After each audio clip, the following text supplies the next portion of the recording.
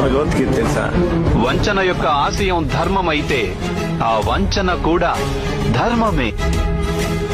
పుట్టిన వానికి మరణము తప్పదు, మరణించిన వానికి జన్మము తప్పదు. నేనే సత్యాన్ని, జ్ఞానాన్ని, ధర్మాన్ని. నా అనుమతితోనే మీరు యుద్ధం చేస్తున్నారు, నా అనుమతితోనే మీరు జీవించి ఉన్నారు, నా అనుమతితోనే మీకు మృత్యువు ప్రాప్తిస్తుంది. ఏ కాలమున ధర్మమునకు హాని కలుగును, అధర్మము వృద్ధి నొందును. ఆయా సమయములయందు శిష్ట రక్షణ, దుష్ట శిక్షణ, ధర్మ సంరక్షణముల కొరకు ప్రతి యుగమున అవతారము దాల్చుతున్నా. పొగ చేత అగ్ని, మురికి చేత అద్దము, మావి చేత శిశువు ఎట్లు కప్పబడును, అట్లు కామము చేత జ్ఞానము కప్పబడి.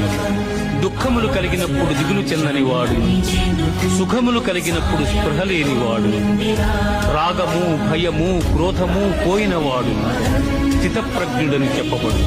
మనుష్యుడెట్లు చినిగిన వస్త్రమును వదలి నూతన వస్త్రమును ధరించును, అట్లే ఆత్మ జీర్ణమైన శరీరమును వదలి కొత్త శరీరమును ధరించుతున్నది.